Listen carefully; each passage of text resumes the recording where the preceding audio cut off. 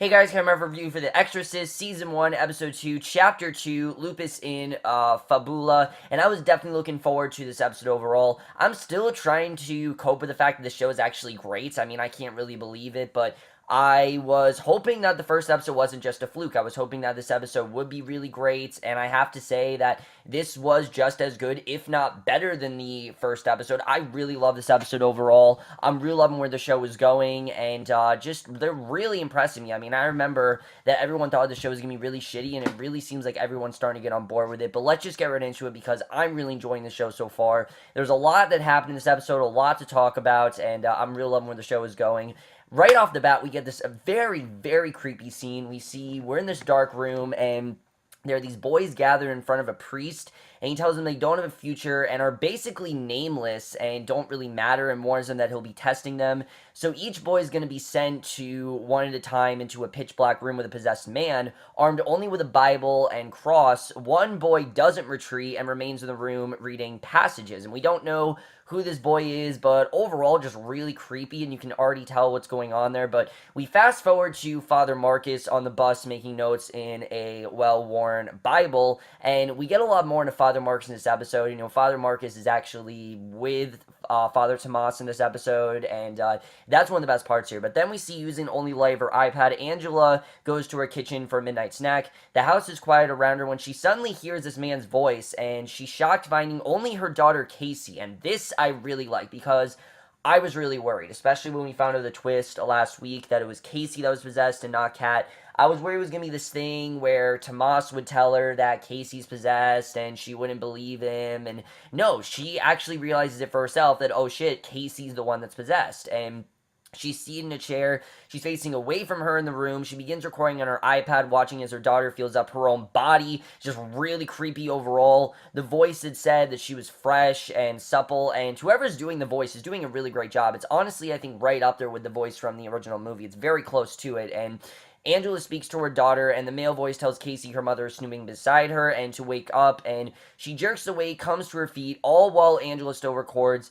Casey sees her mom. She looks very confused and frightened, and we basically get the sense that Casey doesn't really understand what's going on. She doesn't understand that she's possessed, and I thought that was a great way to start the episode. Then we get into the intro, which, let me just tell you, the intro that I showed you guys, fucking love this intro. I mean, I really did like that short intro they did last week, but this intro is so damn good. There's something so classy and just really creepy about it, and there's so many great images, just a lot of detail put in this, especially a network like Fox, who usually has very short intros. This intro is very detailed. It's actually quite long, and I really do love it overall. That intro in general, I really think is that enough is a reason for me to really recommend the show, because I really do love the intro. But either way, you know, you guys don't really care about that. I'm just saying that I really did love the intro, and I'm glad that they put the intro in here, because as much as I liked what we got last week, I like this intro a lot more than the 30-second, than the, 2-second thing with the Exorcist that we got last week.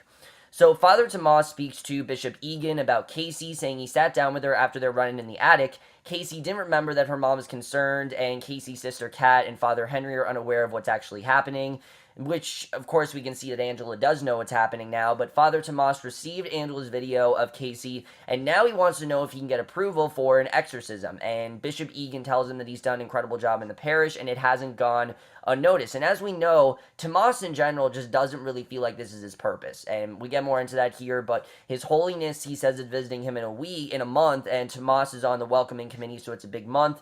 The bishop says that this isn't his job and that the child just needs a psychiatrist, and basically to just forget about the exorcism, because it's clear that she's just crazy, and that's not that. And Bishop Egan also brings up the fact that Father Marcus has gone missing, and and obviously Tomas knows, what's going on there. That Marcus, obviously, he's gone off the grid, and I really did like that. But Angela meets with her friend Maria Walters, who was part of the group responsible for bringing the Pope to Chicago, and Pope Sebastian will be sleeping in a bedroll on the floor elsewhere, but Maria wants Angela's hotel to host his entourage, and security's critical, and the meeting ends when Angela receives this message from Casey. She calls her cell phone, only hears heavy breathing, and obviously this freaks her out. And again, very creepy stuff going on here. We see Angela rushes home, she's yelling for her daughter, but there seems to be no answer, and we don't know really why she's not answering, but she calls tells her again, hears it ring in Casey's room, and it's there on her pillow, but Casey's not in the room. And this is the perfect example of how they should do a jump scare, because this actually was scary.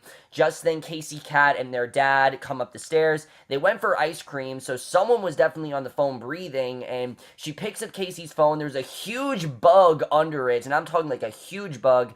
Kat is apparently the brave one of the group, snatches the pillow to find the bug. Under the pillow is a massive centipede, all swirling around with it in a circular group. Not even Kat's brave enough to deal with the insect invasion, and just really creepy stuff overall. And again, just really does show how great the show is handling the whole possession theme, and that in general really does make up for the bird hitting the window. There isn't any gags like that in this episode, and I think that's something the show is doing very well. It's not just a bunch of jump scares, it's actually telling a good story, and that's something that in general I'm very impressed with. So Tomas returns home from a jog, and his apartment door is unlocked, and Marcus is in the kitchen after having picked the lock, and Tomas doesn't know why he's there, obviously, because he just seems to randomly show up. Marcus wants to know if Thomas has told anyone else about the possessed girl, and Thomas admits that he told the bishop, and Marcus guessed that the bishop told him to bugger off, and he wants to know if Thomas always does what he's told, and Thomas is obviously very weirded out by this visit. I mean, something about it just really turns him off, and especially as Marcus keeps inspecting all of his possessions, and Tomas says that he doesn't know Marcus, but Marcus says that he knows Tomas. He knows exactly what he's thinking. He's been in his position before, and I really do love the interaction between these two, because we're really starting to see how similar they are, and Marcus believes the demon has gone possum and will gather strength before showing itself. He says he'll kill it when it does, and Tomas will either watch or pass out, and Marcus also asks about Jessica after seeing all the letters from her that Tomas keeps on his kitchen table, and just a lot of really great stuff in this scene with Marcus and Tomas, and definitely some of the best stuff in this episode are just those two. Alfonso Carrera and Ben Daniels are strong enough to carry an entire episode, and just their chemistry overall, I really am loving what we're seeing from them so far.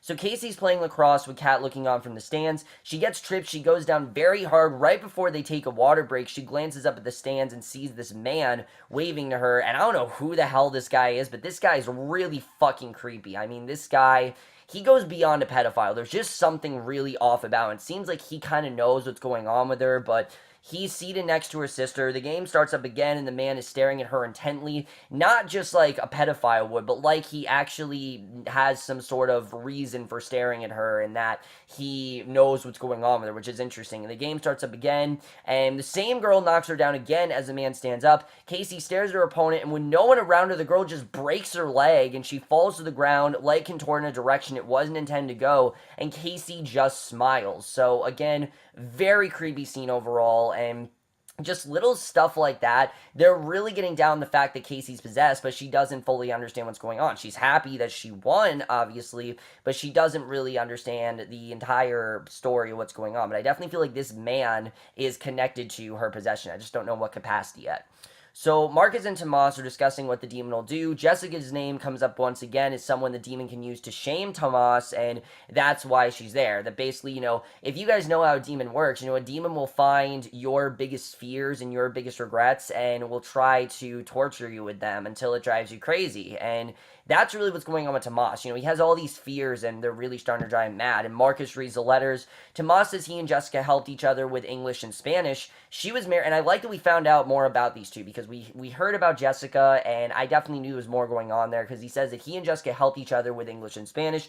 She was married, he took his vows, and that's it. There's really nothing else to it, that there wasn't really an affair or anything going on there, and Marcus wants to know what else Tomas is hiding, because the demon will use everything against them, and he tells Tomas to break it off with Jessica for the sake of the Rand's family. If he cares about this family, he needs to break it off, because it's not doing them or him any good, and all it's going to do is further complicate things. And Marcus seems like he really doesn't know what he's talking about here, and I really did like that.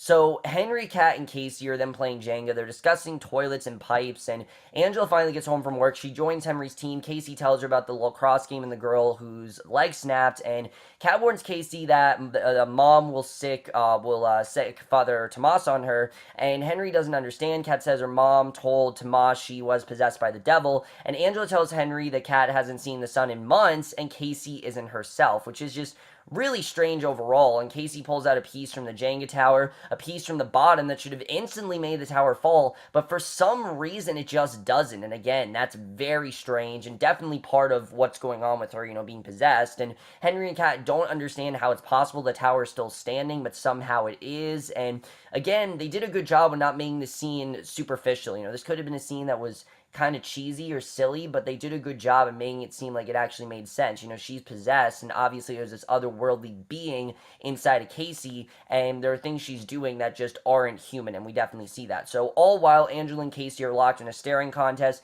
Casey has a small smile on her face as the game ends, and just really interesting stuff there. So Angela then visits Tomas at the church, says that the demon can now move things and it can hurt people, and she's really concerned, obviously, because if the demon can move a Jenga tower and keep it from moving, imagine what it can do with something actually serious, like a knife or a gun. I mean, it's just terrifying to think about that. Someone like a demon, this demon clearly, can levitate things, and it's crazy. And I mean, we've known this, we've seen The Exorcist, but again, they're doing a good job of making this its own thing. So some of the stuff they're doing here, because of the fact that there's, technology and things are different than they were in the 70s, really is working to their advantage, and I really do like that overall. But Tomas says that Bishop Egan wants Casey to see a therapist before they proceed, and Angela doesn't want Casey to see a therapist, but Tomas says they have to follow the church's rules, and really that's out of his hands. He can't do anything about it, and after Tomas walks away, Angela begins to fill her water bottle with holy water, and this I thought was honestly very smart what she did here. She's interrupted by Father Marcus, who asks her if she knows how to use the water. He tells her to put it in Casey's drinking water, and it will be hard on the demon, because obviously one of the things a demon responds to the worst is holy water. A demon obviously feels burned by it, and by getting Casey to drink the holy water, she's hoping it can avenge the demon. Now, yes, she doesn't fully understand the way the demons fully work, but we know that, in my opinion at least, it definitely seems like Angela's known something about this before, and it definitely seems like she already knows what she's doing when it comes to avenging this demon. So Angela takes her seat in the pew next to Henry while Casey and Kat help Father Tomas serve food to those in need. Casey serves Marcus, and they introduce themselves to each other. He takes a seat in the pew and watches Casey, and a man who looks homeless approaches her, saying he knows her, he chose her, he wants to touch her, and she jerks away. Just a very weird scene overall. Marcus goes to lead him out. He says the same words the possessed man said to the boy at the beginning of the episode, and Marcus is stunned. So we're starting to get the sense that Marcus probably was that boy we saw in the beginning, and that definitely makes sense. I mean, now we're starting to get more of the reason why Marcus went off the grid. There's obviously a reason why, and I think this definitely is connected to that. So Tomas then meets with Jessica, asking her for advice about Marcus. She took multiple buses to get there, and he says she knows him better than anyone. It's been 13 months and a week since they were together. He asks about after her husband, and she takes his hands. He pulls away, saying he can't do this, and it definitely seems like there's more going on there than just them teaching each other English. It's clear that there's an affair going on, and she feels stupid and leaves, but not before telling him to send her another letter. She's clearly into this, and she doesn't really want to get out of it, but he knows that this demon is going to try to tempt him into going back there, and obviously he doesn't want to give in to the demon. So Marcus has followed the homeless man to the street. He watches as he gets into a delivery van, and after he leaves, Marcus looks through his tent. An elderly woman then tells him everyone knows him, calling him by name, saying they all feared him until he lost that little boy, and he orders the unclean spirit out. She stands asking in male voice on whose authority. She's not frightened, and the demon's not leaving her body. It's not working. Even after he placed the cross on her forehead, she says it's true what they say. She's not compelled and walks away, which is very strange how she's not affected. Now, I think I know why this is happening. I think it's mainly because Tomas, as we know, does not feel like an actual priest, and a lot of what he's doing are very unjust acts as a priest. As a priest, you're not supposed to have sex, you're not supposed to fall in love. Those are all things that, as a priest, you're just not supposed to do, because you're supposed to basically marry and devote yourself to the church. And I mean, anyone knows that, but already Tomas has committed these very, ghastly sort of evil type acts in the church, and they're really starting to catch up. And I think that's the reason why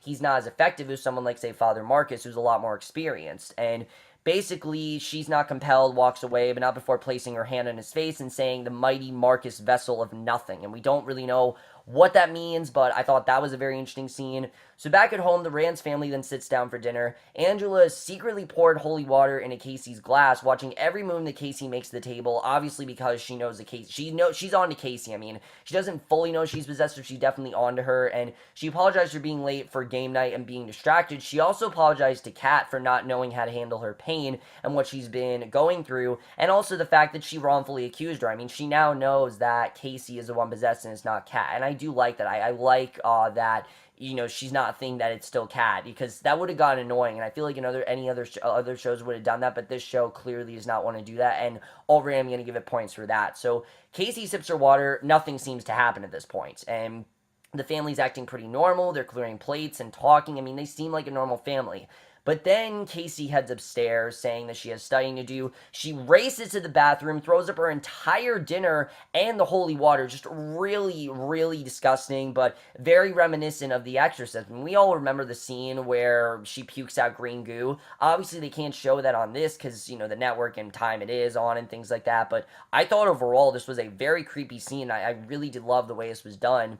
And we see, basically, she's leaning over the toilet. She reaches into her mouth, pulls out the centipedes in one long continuous string. Again, just really creepy. And she's then sitting outside with a book by herself, and there is that stranger from the stands, the lacrosse game. He approaches and she tells him she thinks that there's something really wrong with her. And again, I like that she doesn't really know what it is. That's something that's very interesting. I don't remember if that happened in The Exorcist. I honestly can't remember. I feel like it did, but definitely Casey, she doesn't know that she's possessed. She just knows that something weird's going on with her and she's not used to it. And he says just a glorious seed breaching the soil, a fresh glimpse of the sun. That to me definitely seems like he knows what's going on, that he's in on this. But he sits next to her, asks her to tell him everything. She leans her head against his shoulder and tells him what she thinks is going on. Again, I just don't trust this guy. He seems very creepy, very off, and just something about him just does not seem right for her. And I definitely feel like he's not the right person for her to be talking to about this. So Tomas then looks through Marcus's tattered notebook. He's upset that Marcus's book has the blood of tortured children, and Marcus asks why Tomas thought the man at the church was hearing voices. Marcus explains it's because he recognized the demon in Casey, and we kind of get this long exposition scene with Marcus, but again, it's something that I actually want to know. Marcus believes that Casey isn't the only one possessed, and that there are many demons here, and Tomas wants him to leave, and instead, Marcus describes his horrific childhood, which clearly, I mean, it's horrific, really. He was 7, his dad killed his mom in front of him, which that alone is hard, but after the murder, he was sent to a boys' home before being sold to the church, and at 12, and basically we get the sense that he was, in fact, part of, the boys and everything, which kind of makes sense why they called them nameless, because they're orphans and they just don't feel like they have a purpose. And at 12, he was locked in a room with a demon. He asked if Tomas was scared when he saw the demon in the attic. Tomas admits he was. Marcus said he felt relief because at 12, he finally had a purpose. He was the gun and the church was the hand, and the words were true. He saw God's face once and it was so loud he couldn't hear it. Now he says he's not fit, and Tomas should know that, and he swears in his life he can try to help. And then it's Tomas's turn to admit things. He says and basically that he's going to help him. And now that he's opened up, Tomas opens up, says that he did see Jessica today. Marcus suggests they do this together, and they begin praying, and basically are going to help at each other. And I mean, there's a lot of things that we see that Marcus has gone through, and I really did like that overall. But you can tell there's a lot of stuff that both of these characters are going through, and I'm looking forward to seeing if they're able to clean up the damage in their life. So throughout this entire episode, we keep seeing this young man on a bicycle. We don't know who he is, but there's like this rap music playing. He's got his, headphones in, and he's on a bicycle. This time he's returning home while wearing headphones and listening to music. He doesn't realize that his father's dead and his mother's being attacked in the other room, and she's killed. Then the murderer comes after the young man. He's also murdered, and the killers leave the murder scene with body parts. They join others, including the homeless man from the church. That definitely makes us think that he knows what's going on. And in the street, each is carrying a small cooler, half a dozen or so these men get into the same white delivery van that picked up the homeless man earlier in the evening. Again, very weird. Marcus is still at Tomas's place when the news comes on, reporting the murders of 9 people. Few details are given, but they were all brutal stabbings, and we don't know who those 9 people are, and it's assumed that this is all gang-related. Now, we know it's not that. We know it's definitely not a gang. I'm thinking it's a cult of sorts who definitely are involved with this possession, but a lighted billboard then showing the post back with the words, "He is coming," is shown in the street. A very subtle way to show the darkness is about to come, and that is the way the episode ends. Really good stuff overall, but let's just get into this episode and my predictions for next week. So like I said, I'm still trying to get over the fact that the show is actually great. I can't really, I'm still like, holy shit, this show is actually great. Who would have known? But either way, I really did love this episode overall, and there's a lot of stuff to really talk about. First of all, I really like that already we're really getting into Marcus's character. His childhood seems to be very fucked up, and it seems like now he really is finding his true purpose. He is meant to be a priest, and he is meant to exorcise these demons, and it seems like him exercising these demons are finally going to give him that purpose in life, and that he actually wants to do it on his own. Even if Tomas didn't want him to do it, he would still do it anyway because he feels it's, something that he needs to do, and that it's his time to avenge the demon. And I really did like that overall, and his story just in general. And it seems like this guy, though, has come back to haunt him, and I don't really know what's going on there, but clearly this demon seems to be going after Marcus, and I really do like that overall. I don't know where exactly that's headed, but clearly, I mean, we know that Marcus has been involved with demons pretty much all his life, and I'm pretty sure that they're coming back after him, but we'll have to see what happens with that.